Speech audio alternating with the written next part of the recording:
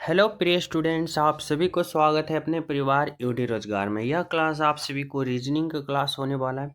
इस क्लास में जितने भी प्रश्न लिया गया है सभी प्रश्न इंपॉर्टेंट लिया गया है, आप सभी के एग्जाम के पैटर्न पे लिया गया है। यानी हर एक प्रश्न आप सभी के एग्जाम में बहुत ही ज़्यादा हेल्पफुल साबित होने वाला है। अगर आप लोग कंटिन्यू प्रैक्टिस करते हो तो आपका एग्जाम में नंबर बहुत ज़्यादा इंक्रीज होने की संभावना बढ़ जाती है।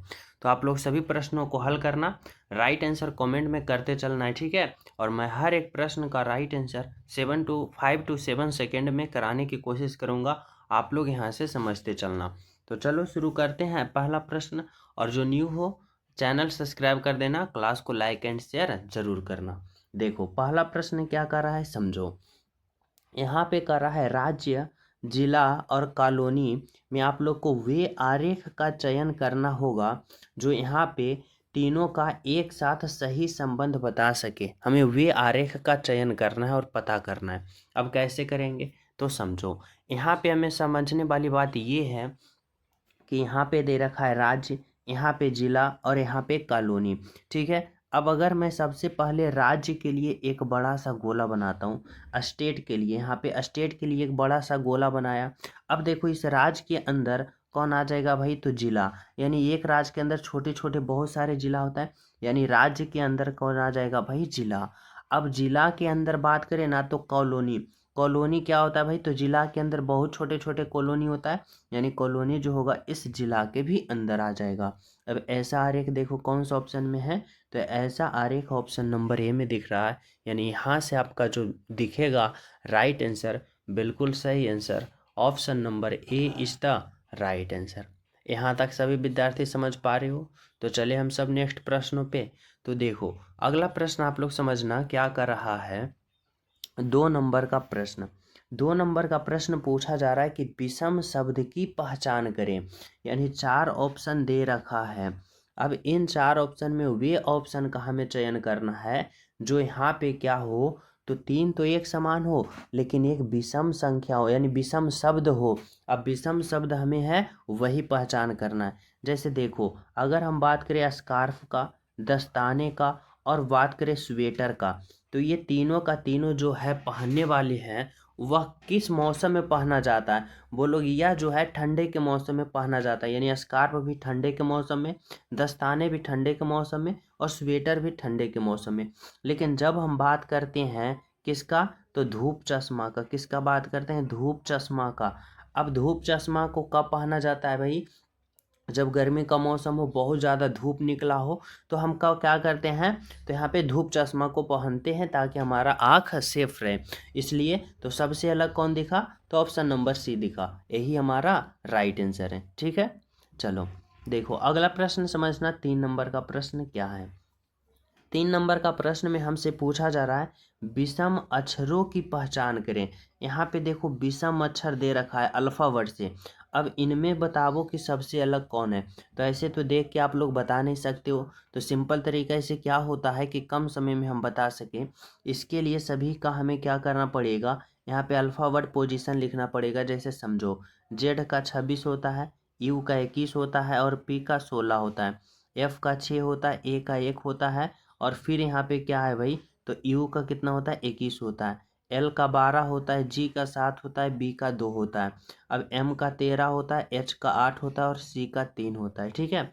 अब हमें यहाँ पे समझना पड़ेगा किस प्रकार से, तो इस प्रकार से रिलेशन बना के 26 में से 21 जाएगा तो कितना होगा, -5। अब आगे समझना है, देखो 21 से 16 हुआ है तो यहाँ पे भी क्या हुआ है, -5, ठीक है। ऑप्शन नंबर सी में देखो 12 से 7 हुआ -5 और फिर 7 से 2 हुआ -5, 13 से 8 हुआ -5 और 8 से 3 हुआ -5। लेकिन जब यहाँ पे अगर हम बात करते हैं कि देखो F से A पे गया, यानी 6 से 1 पे गया तो -5 हुआ, लेकिन 1 से 20 पे गया तो यहाँ पे प्लस का कितना हुआ, तो 20 हुआ। अब देखो सबसे अलग ऑप्शन कौन सा दिखा, तो ऑप्शन नंबर बी दिखा। यानी यहाँ पे जो हुआ ऑप्शन नंबर बी में, यहाँ पे प्लस हो गया लेकिन सभी में माइनस माइनस हो रहा है, तो सबसे विषम अक्षर हमें पहचान करना था, तो ऑप्शन नंबर बी ही निकला, जो कि बिल्कुल सही है और बिल्कुल सत्य है, ठीक है। समझ पा रहे हो। तो चलिए नेक्स्ट पे। तो देखो अगला प्रश्न समझना, 4 नंबर का प्रश्न समझो क्या कर रहा है, कह रहा है विषम संख्या की पहचान करें। यानी यहाँ पे 4 ऑप्शन दे रखा है। अब इन चारों ऑप्शन में हमें वे संख्या का चयन करना है कि जो विषम हो, सबसे अलग हो। अब देखो, अगर हम संख्या की बात करते हैं तो ये चारों संख्या ना किसी का स्क्वायर है, ना किसी का वर्ग है। अगर ना बात करें तो यह ना किसी से कट रहा है, विभाजित हो रहा है। ठीक है, तो हमें सिंपल सा यहाँ पे दिख रहा है ना कि अगर हम बात करें 53 का, अगर हम बात करें 73 का, अगर हम बात करें 23 का, तो ये तीनों का तीनों संख्या जो है ना, वह कैसा संख्या है भाई? तो अभाज्य संख्या है, ना किसी से पूर्ण रूप से विभाजित हो रहा है। लेकिन जब हम बात करें 33 का, तो 11 से देखो यह कट जा रहा है, यानी यह संख्या क्या है? तो यह भाज्य है।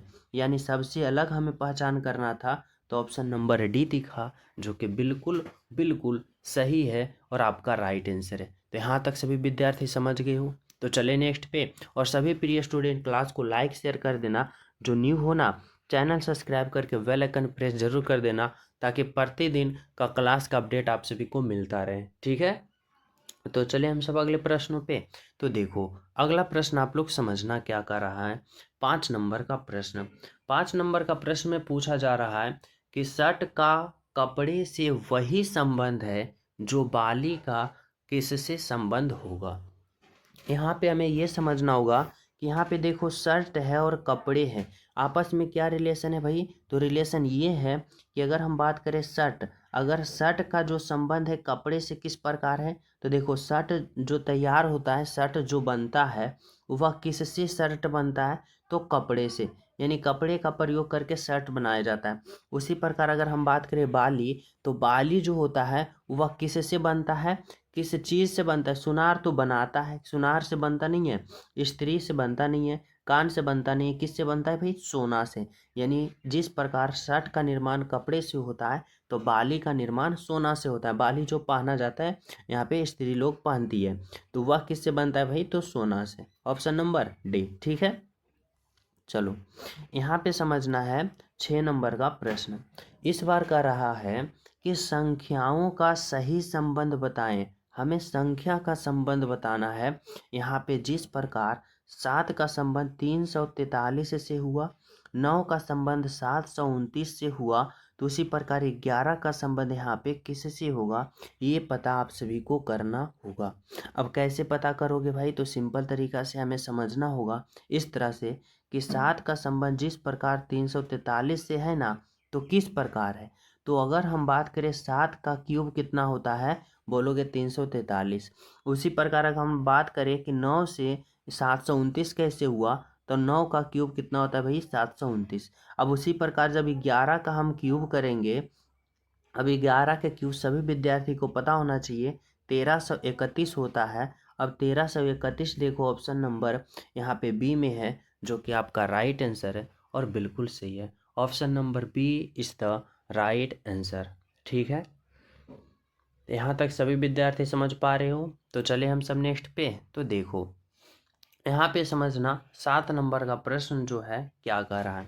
कह रहा है शब्दों का सही संबंध बताएं। इस बार हमें शब्दों का सही संबंध बताना है। जिस प्रकार टेलीफोन का संबंध संचार से है, तो रेडियो का संबंध किससे होगा? देखो, हमारी बातों को समझो। टेलीफोन, टेलीफोन की बात करें ना, तो यह टेलीफोन जो होता है वह क्या चीज़ करता है भाई? संचार करता है। यानी टेलीफोन का संबंध जो है संचार से है। उसी प्रकार रेडियो का यहाँ पे संबंध किससे होगा? तो रेडियो का संबंध प्रसारण से होगा। क्या होगा?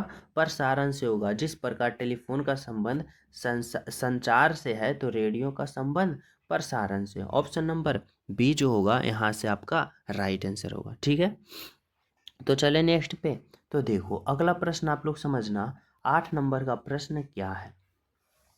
8 नंबर वाले प्रश्न जो है ना, कह रहा है एक निश्चित कूट भाषा में SHIP शिप को इतना के रूप में लिखा जाता है, KITE को इतना के रूप में लिखा जाता है, तो HOPE को कैसे लिखोगे?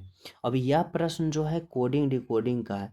अब हमें यहाँ पे समझना होता है कि शिप का जो कोडवर्ड इतना है, ये कैसे लिखा है। अब इसको पता करने के लिए सबसे पहले हमें यहाँ पे क्या लिखना पड़ेगा? SHIP। अब शिप का देखो कोडवर्ड कितना लिखा भाई? तो T लिखा, 17 लिखा, और यहाँ पे क्या लिखा? तो O लिखा, जीरो नहीं है, यहाँ पे क्या लिखा? O लिखा। ठीक है, अब यहाँ पे देखो ये ओ है, ठीक है, कन्फ्यूज मत होना एग्जाम में। अब हमें इतना का कोडवर्ड ये पता करना है कि कैसे हुआ, तो किस प्रकार सोचेंगे। तो देखो, अगर हम बात करते हैं यहाँ पे सभी का हमें अल्फ़ाबेट पोजीशन लिख लेना है। एस का 19 होता है, एच का 8 होता है, आई का 9 होता है और पी का 16 होता है। ठीक है, सिंपल सा समझने वाली बात है। अब देखो, अगर हम बात करें एस से कहाँ पे गया, टी पे, यानी एस का 19 होता है और टी का 20 होता है। अब 19 से 20 पे गया तो प्लस का क्या किया भाई, बन किया ना, ठीक है। लेकिन यहाँ पे देखो 17 लिखा, अब यहाँ पे ओ लिखा, अब ओ का अल्फ़ाबेट पोजीशन 15 होता, यहाँ पे देखो पी का 16 और ओ का 15, यानी यहाँ पे माइनस का बन किया। समझना हमारी बातों को, पहले वाले संख्या में प्लस का बन किया और अंतिम वाले में माइनस का बन किया, ठीक है। लेकिन जब बीच वाले की हम बात करते हैं ना, तो यहाँ पे 17 लिखा तो कैसे लिखा, तो देखो एच और आई दोनों का अल्फ़ाबेट पोजीशन 8 और 9 है। अब 8 और 9 को जोड़ोगे तो 8 और 9 कितना होता है, 17, और यहाँ पे 17 लिखा, ठीक है। तो समझने वाली बात ये हुआ कि पहले वाले अल्फ़ाबेट में हमें प्लस का बन करना है और अंतिम वाले में माइनस का बन करना है, और बीच वाले जो है उन दोनों को जोड़ के लिखना है, ठीक है, यहाँ पे। अब उसी प्रकार देखो, क्या इसमें भी वही रूल फॉलो हो रहा है, तो बिल्कुल हो रहा है। देखो के का 11 और एल का 12, यानी 11 से 12 गया तो एक जोड़ा। अब देखो अंतिम वाले में घटाना है तो ई का 5 और डी का 4, 5 से 4 गया तो क्या हुआ, एक का माइनस हुआ। अब बीच वाले दोनों को जोड़ो, अब टी का 20 होता है, आई का 9 होता है, 20 और 9 29, और यहाँ पे 29 है, बिल्कुल है। अब उसी प्रकार हमें यहाँ पे भी करना पड़ेगा। कैसे करना पड़ेगा, तो देखो एच का अल्फ़ाबेट पोजीशन यहाँ पे मैं लिखता हूँ।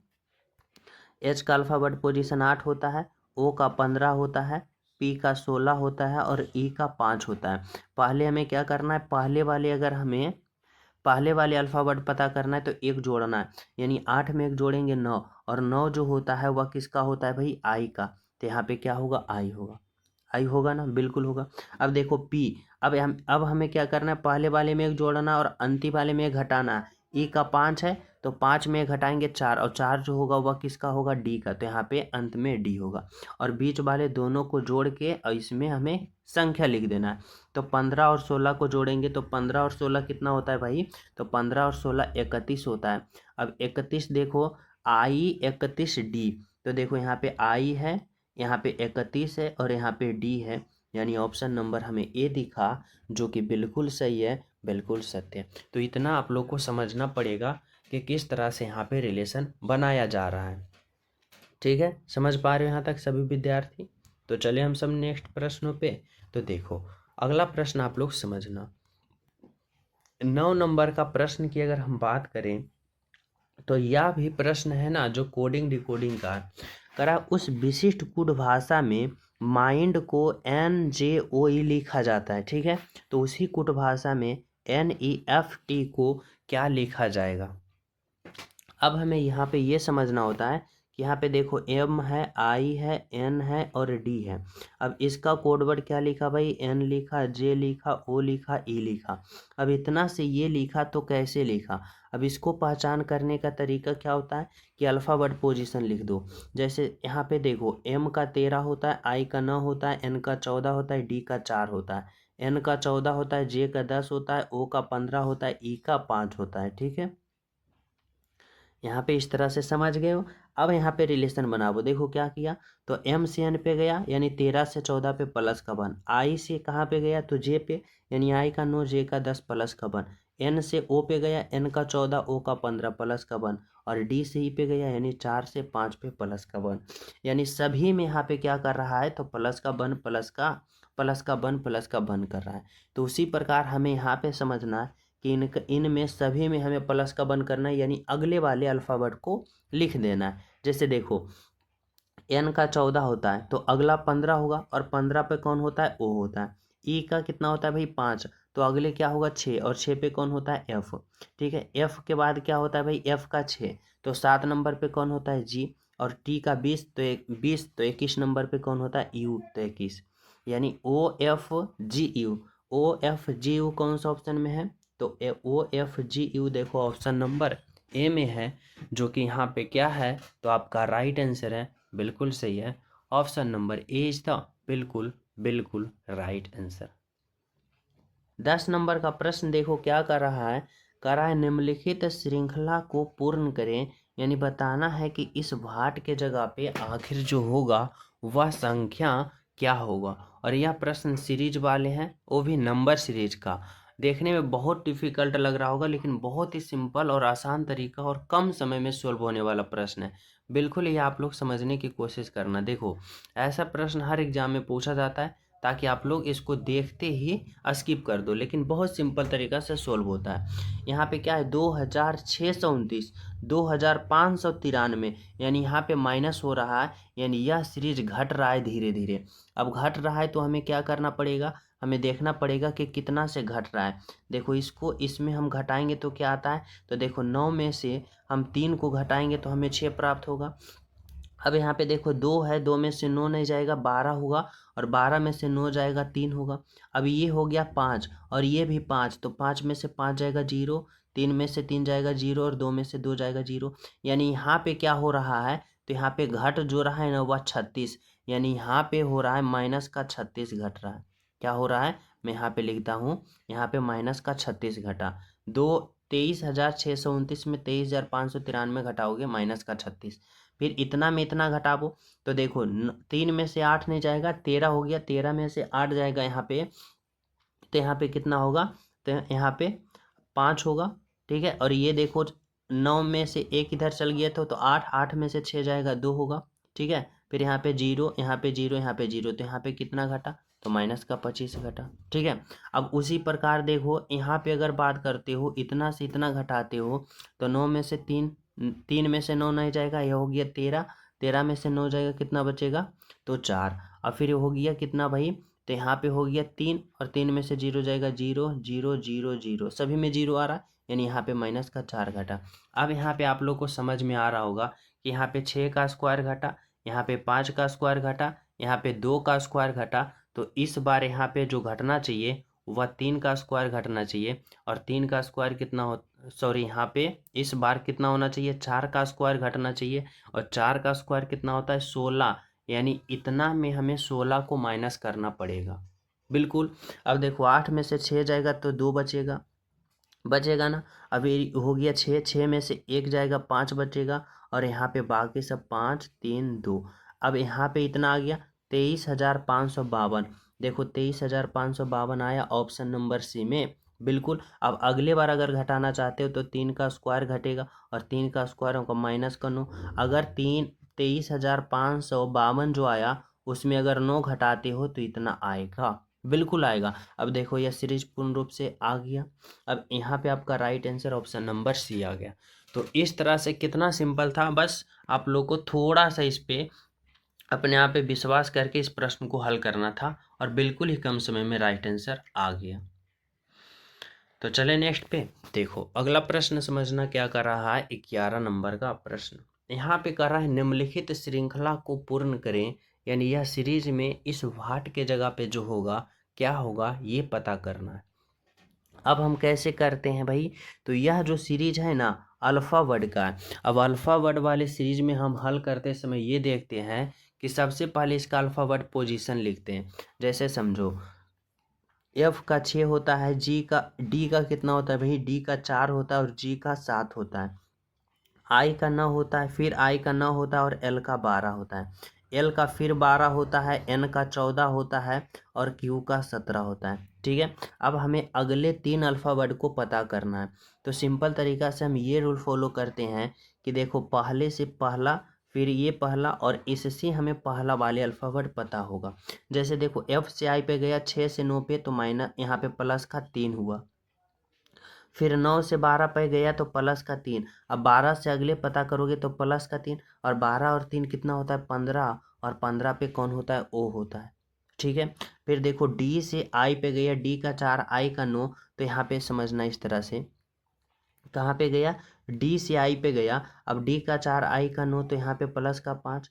फिर देखो 9 से यहाँ पे 14 पे गया, तो यहाँ पे प्लस का 5। अब 14 से अगला पद करोगे तो यहाँ पे प्लस का 5 करोगे, और 14 प्लस का 5 19, और 19 जो होता है वह किसका होता है, एस का। तो यहाँ पे देखो ओ और एस, यहाँ पे क्या आया, O और S आया।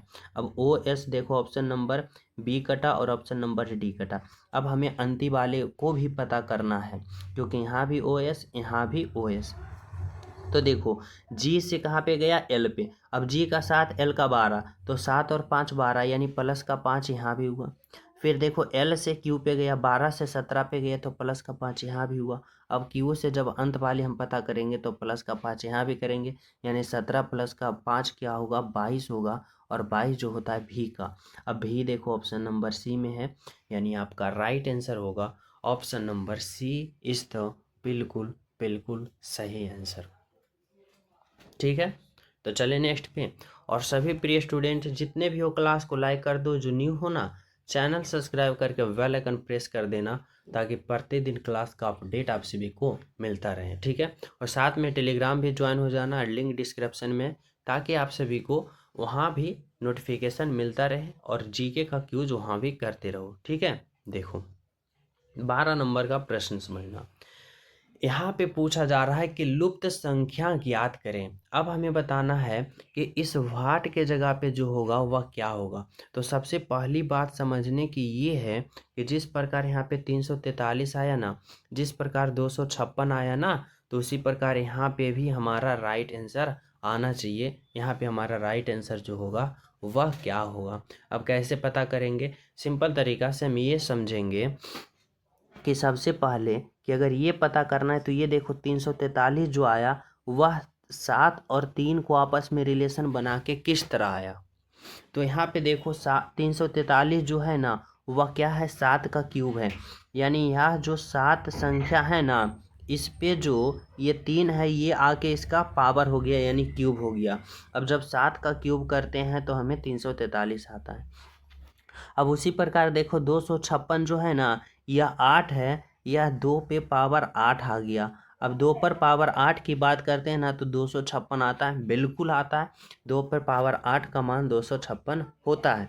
अब उसी प्रकार अगर हम बात करें, यह 4 जो है 5 के पावर पे 4 आ गया, यानी 5 पे 4 आ गया, तो इसका मान कितना होता है। तो देखो 5 का क्यूब सभी विद्यार्थी को पता होना चाहिए कि 125 होता है ना। अब 125 में ये तो 5 पर पावर क्यू का मान है, लेकिन एक 5 और बच रहा है, तो इसमें 5 का गुना कर दो।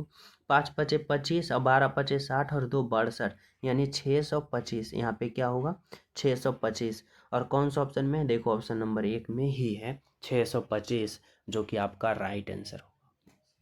कौन, तो option number A is the बिल्कुल राइट आंसर। ठीक है, चले नेक्स्ट पे। देखो 13 नंबर का प्रश्न समझना क्या कर रहा है भाई, कर रहा है दिए गए विकल्पों में से लुप्त संख्या ज्ञात करें। यहाँ पे बताना है कि इस भाट के जगह पे क्या हुआ। तो हमें सिंपल तरीका से समझना होगा कि जिस प्रकार यहाँ पे 18 आया, उसी प्रकार यहाँ पे भी हमारा राइट आंसर आना चाहिए। अब देखो अगर यहाँ पे 72 है, यहाँ पे 54 है, यहाँ पे 18 है, तो कैसे सोच सकते हैं। तो देखो यह 18 जो है ना, अगर हम बात करते हैं, यह 72 जो है, अगर हम 72 में 18 से भाग देते हैं तो 18 18 36 54, 18 चौका 72। ठीक है, अगर हम 54 में भाग देते हैं तो 18 36 18 तिया 54, 3 मरतबा में ये कट रहा है और 4 मरतबा में ये कट रहा है। अब हमें यहाँ पे कौन सा ऑप्शन उठा के रखना है, ताकि 4 मरतबा में ये कटना चाहिए और 3 मरतबा में ये कटना चाहिए। देखो 26 रखेंगे तो होगा नहीं, 22 रखेंगे होगा नहीं, 24 रखेंगे होगा नहीं, और 18 रखेंगे होगा नहीं। तो हमें ये तरीका फॉलो नहीं करना, हमें दूसरा तरीका से यहाँ पे 18 लाने की कोशिश करना। अब कैसे करेंगे, तो सिंपल सा देखो, अगर हम 72 में 54 को माइनस करते हैं, 12 में से 4 जाएगा 8 और ये हो गया, 6 में से 5 जाएगा 1, 18 आ गया बिल्कुल। अब उसी प्रकार 64 में आप लोग 38 को घटा दो, 14 में से 8 जाएगा 6 हो जाएगा, और ये हो गया 5, 5 में से 3 जाएगा 2 हो गया, यानी 26, यानी 26। और ऑप्शन नंबर 1 में दिया गया है 26, जो कि क्या है आपका राइट आंसर है, बिल्कुल सही है, बिल्कुल बिल्कुल right answer option number A. यहाँ तक सभी विद्यार्थी समझ पा रहे हो। तो चले हम सब नेक्स्ट प्रश्नों पे। तो देखो अगला प्रश्न आप लोग समझना, 14 नंबर का प्रश्न बहुत ही इंपॉर्टेंट, बहुत ही सिंपल और बहुत ही आसान, बस आप लोग समझना। करा दिए गए चित्र में त्रिभुजों की संख्या काउंट करें, काउंट ऑफ ट्रायंगल। देखने में बहुत ही डिफिकल्ट यह प्रश्न लगता है सभी विद्यार्थी को, लेकिन मैं विश्वास दिलाता हूँ आप लोग 5 to 7 सेकंड में इसको काउंट कर लोगे। बस हमारी बातों को समझो। ऐसे प्रश्नों को सबसे पहले आप लोग क्या करना है, छोटे छोटे त्रिभुज को काउंट करना होता है। जैसे देखो, अगर हम बात करें ये त्रिभुज को किस तरह से काउंट करना है, तो देखो ये छोटे छोटे पहले त्रिभुज काउंट करो। ये एक त्रिभुज, ये दो त्रिभुज, ये तीन त्रिभुज, ये हुआ तीन त्रिभुज, और ये चार त्रिभुज। ठीक है, अब देखो छोटे छोटे इस पहले हमारी बातों को समझना। पहले ये एक त्रिभुज देख लो, फिर एक त्रिभुज ये देख लो, और फिर एक त्रिभुज ये देख लो। तीनों का तीनों हम बात करें ना तो सेम टू सेम है। यानी अगर हम एक वाले भाग को काउंट कर लेते हैं और इसमें जितना त्रिभुज होगा वही इसमें भी होगा और वही इसमें होगा। यहाँ पे कम समय में सोल्व करने का तरीका समझ लेना। तो सबसे पहले हम क्यों ना एक वाले भाग को हम काउंट करें। मान लो इसमें कुछ है तो इसमें भी कुछ होगा, इसमें भी कुछ होगा, यानी तीनों में सेम होना चाहिए। बिल्कुल, जैसे कि देखो अब हम क्या करते हैं, अब हम लोग यहाँ पे पहले काउंट करते हैं। देखो ये एक त्रिभुज हुआ, ठीक है, एक ये दो त्रिभुज, और एक ये तीन त्रिभुज, और ये एक चार त्रिभुज हुआ, और ये एक बड़ा वाला एक पांच त्रिभुज हुआ। यानी ऐसे वाले में कितना त्रिभुज है, पांच त्रिभुज है। ठीक है, तो उसी प्रकार ऐसे वाले में भी कितना त्रिभुज होगा, पांच, और ऐसे वाले में भी कितना त्रिभुज होगा, पांच। ठीक है, अब देखो पाँच पाँच 10 और पाँच 15, और 15 त्रिभुज हो गया, 15 हुआ। और एक त्रिभुज देखो ये वाला काउंट किए हो नहीं ना, तो ये 16 हो गया। और एक बड़े वाला काउंट किए हो नहीं ना किए हो, तो ये 17 त्रिभुज हो गया। ओवरऑल आकृति में त्रिभुज की संख्या 17। कितना आसान और कितना सिंपल से काउंट कर लिए हो, बस आप लोग को इस तरह से सोचना पड़ेगा। तो यहाँ पे कितना सेकंड लगा, बहुत ही कम सेकंड, यानी 4 to 5 सेकंड में यहाँ पे काउंट कर लिए। बस आप लोग को समझने का तरीका पता होना चाहिए। ठीक है, बिल्कुल कितना होगा, राइट आंसर होगा यहाँ पे 17 त्रिभुज है। ठीक है, चलो यहाँ पे देखना 15 नंबर का प्रश्न जो है क्या है। करा है, उस विकल्प का चयन करें जो दी गई आकृति में सन्निहित है, घुमाने की अनुमति नहीं है।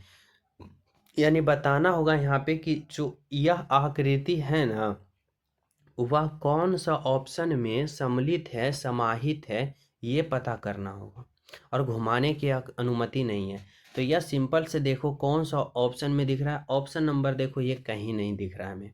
ठीक है, अगर हम ऑप्शन नंबर सी में बात करते हैं कहीं नहीं दिख रहा है, और अगर हम ऑप्शन नंबर डी में भी देखते हैं कहीं नहीं दिख रहा है। अब बात रहा ऑप्शन बी में, तो यहाँ पे कहाँ दिखा, तो देखो ये वाला ऊपर की रेखा यहाँ पे ऊपर, फिर यहाँ पे इस तरह से टर्न हुआ, यहाँ पे इस तरह से टर्न हुआ, यहाँ पे इस तरह से टर्न हुआ, यहाँ पे इस तरह से टर्न हुआ। यानी कौन सा ऑप्शन दिखा, तो ऑप्शन नंबर यहाँ पे बी दिखा, जो कि क्या है, तो आपका राइट आंसर है, बिल्कुल सही है, ऑप्शन नंबर बी है। ठीक है, तो चले नेक्स्ट पे। देखो यहाँ पे समझना 16 नंबर का प्रश्न।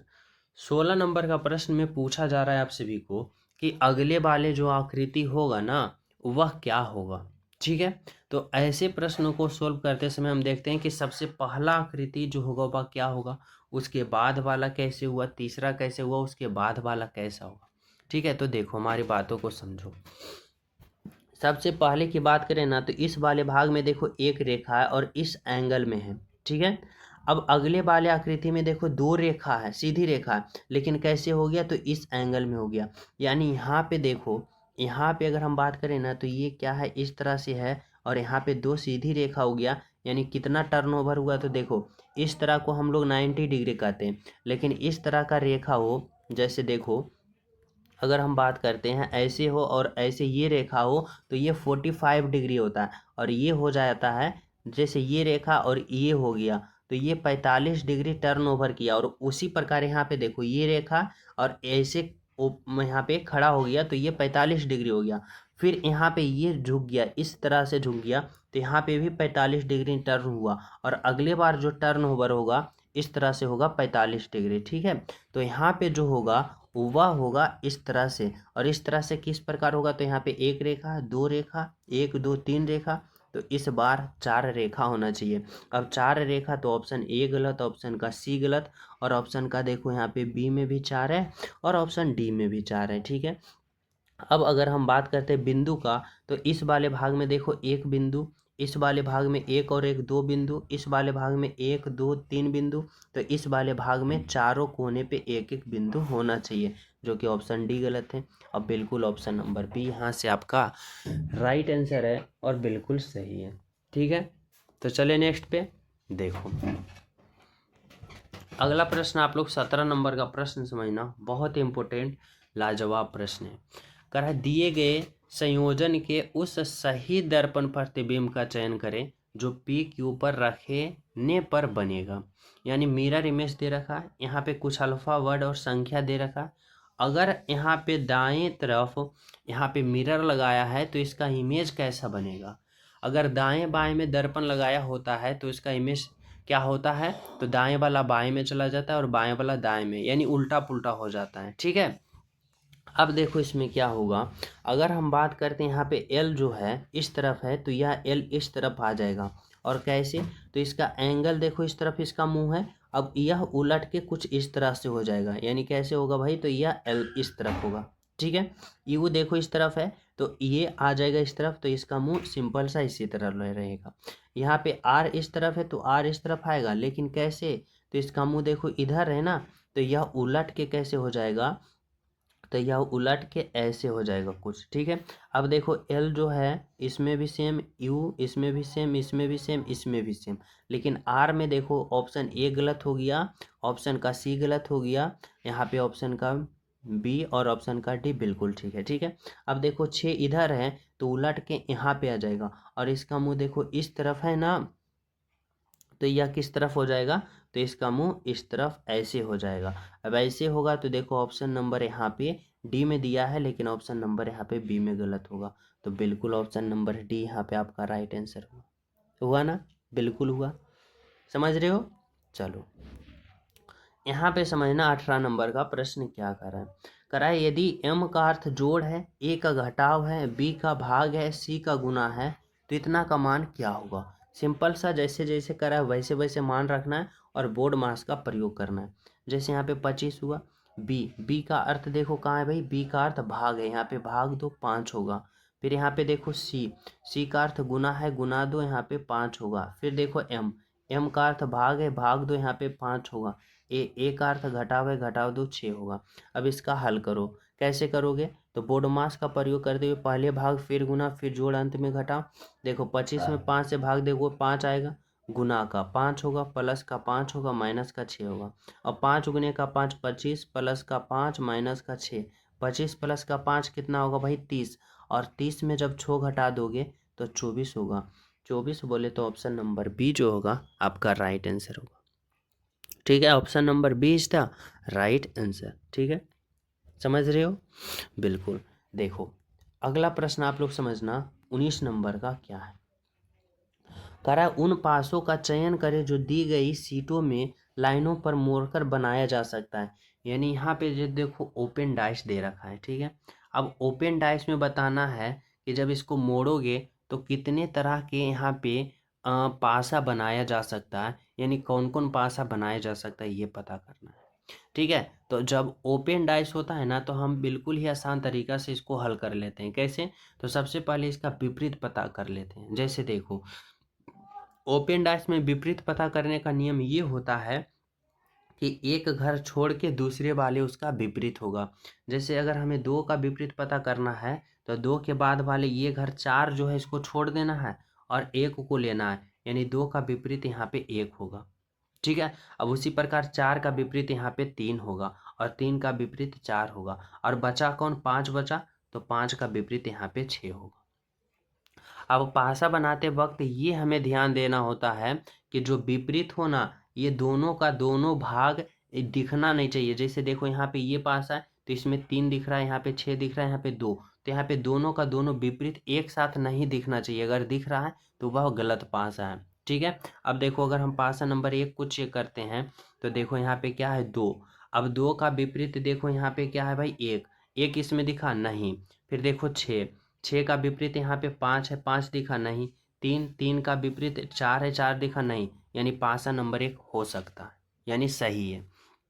पासा नंबर 2 चेक करो तो 1, अब एक है, अब एक का विपरीत देखो यहाँ पे 2, और 1 और 2 दोनों का दोनों दिख रहा है, तो यानी पासा नंबर बी नहीं बनेगा।